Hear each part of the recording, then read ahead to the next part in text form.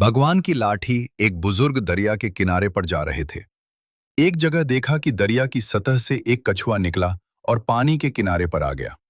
उसी किनारे से एक बड़े ही जहरीले बिच्छू ने दरिया के अंदर छलांग लगाई और कछुए की पीठ पर सवार हो गया। कछुए ने तैरना शुरू कर दिया। वो बुजुर्ग बड़े हैरान हुए। उन्होंने उस कछुए का पीछा करने की ठान ली, इसलिए दरिया में तैरकर उस कछुए का पीछा किया। वो कछुआ दरिया के दूसरे किनारे पर जाकर रुक गया और बिच्छू उसकी पीठ से छलांग लगाकर दूसरे किनारे पर चढ़ गया और आगे चलना शुरू कर दिया। वो बुजुर्ग भी उसके पीछे चलते रहे। आगे जाकर देखा कि जिस तरफ बिच्छू जा रहा था, उसके रास्ते में एक भगवान का भक्त ध्यान साधना में आंखें बंद कर भगवान की भक्ति कर रहा था।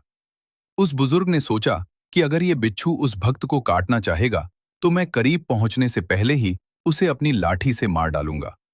लेकिन वो कुछ कदम आगे बढ़े ही थे कि उन्होंने देखा दूसरी तरफ से एक काला जहरीला सांप तेजी से उस भक्त को डसने के लिए आगे बढ़ रहा था। इतने में बिच्छू भी वहां पहुंच गया। उस बिच्छू ने उसी समय सांप डंक के ऊपर डंक मार दिया, जिसकी वजह से बिच्छू का जहर सांप के जिस्म में दाखिल हो गया और वह सांप वहीं अचेत होकर गिर पड़ा था।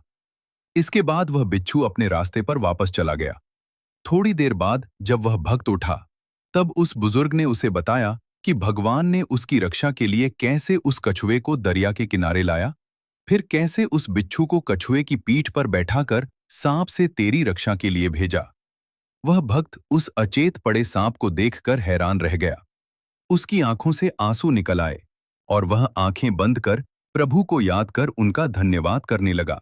तभी प्रभु ने अपने उस भक्त से कहा, जब वो बुजुर्ग जो तुम्हें जानता तक नहीं, वो तुम्हारी जान बचाने के लिए लाठी उठा सकता है, और फिर तू तो मेरी भक्ति में लगा हुआ था, तो फिर तुझे बचाने के लिए मेरी लाठी तो हमेशा से ही तैयार रहती है।